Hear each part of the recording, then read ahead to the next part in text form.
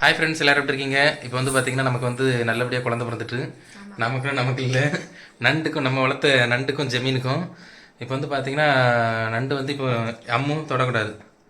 ஜமீன் வந்து என் மடியில் இருக்கான். அப்பா வந்து ரொம்ப ஃபீலிங்லேயே இருக்காரு. ஆனால் உண்மையிலேயே இந்த உயிரினங்களுக்கும் அதே மாதிரி இருக்கும் போல பார்த்தியா. இப்போ கொஞ்ச நேரம் நண்டு வந்து குட்டி போடுறதுக்கு இருந்ததுனால நாங்கள் ஒரு ரூமில் விட்டுட்டு நண்டை ஜமீனை வந்து வெளியில் விட்டுருந்தோம், கொஞ்சம் ஃப்ரீயாக இருக்கட்டுமே அப்படின்றதுக்காக.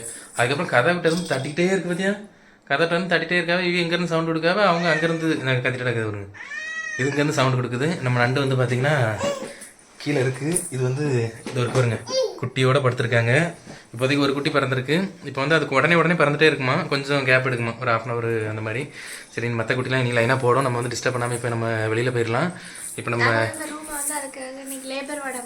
ஆமாம், நாங்கள் வந்து இன்றைக்கி மாடியில் போய் செட்டில் ஆக போகிறோம்.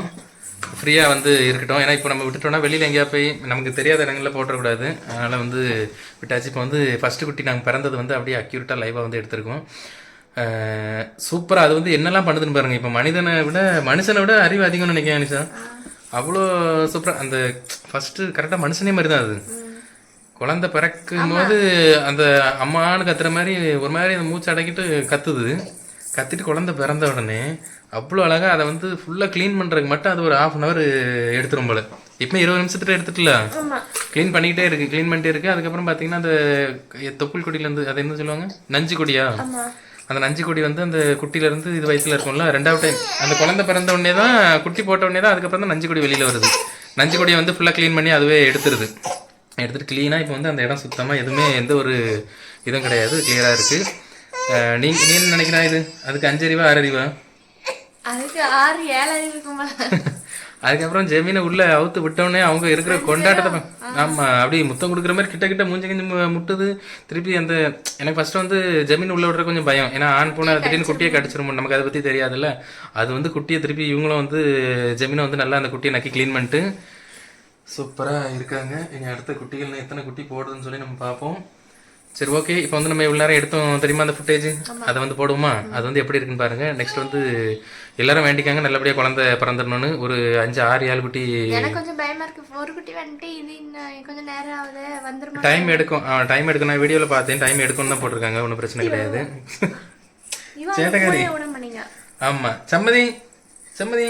இப்போ இவ்வளோ 2 நம்ம குட்டிகளை வந்து காப்பாற்றணும். அதனால இவ்வளோ 2 ஒரு ரூமில் அடைச்சு போட்டாச்சு. ஆமாம், இவ்வளோ 2 ஒரு ரூமில் அடைச்சி போட்டாச்சு. இவங்களெல்லாம் இந்த பிள்ளைங்களெல்லாம் இந்த ரூமில் அடைச்சி போட்டாச்சு. அப்படி தானே ஜெமீன்?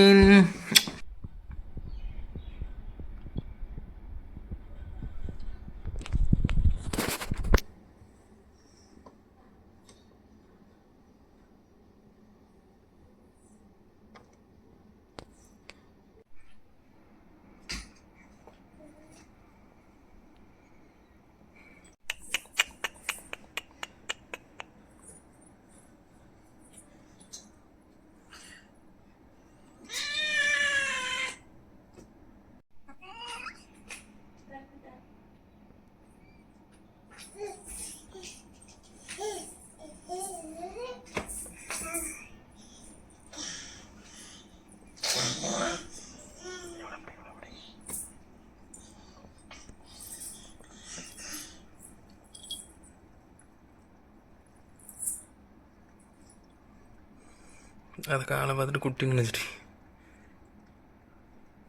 பேஞ்சிருந்தான். எவனை கொஞ்சம் படியா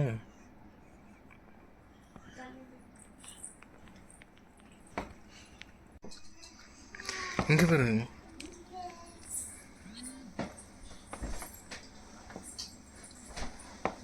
சீக்கிரமா அந்த குட்டியை தான் நக்கிட்டு இருக்குது தெரியுதா? அந்த காலுக்கு நடுவில் நடக்கு பாரு.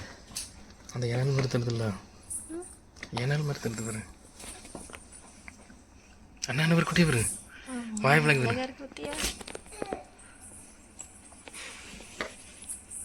நான் தான் பெரிய டாக்டர் நானே சொல்லிட்டு இருக்கேன். நீ பிள்ளை இப்படி இவனும்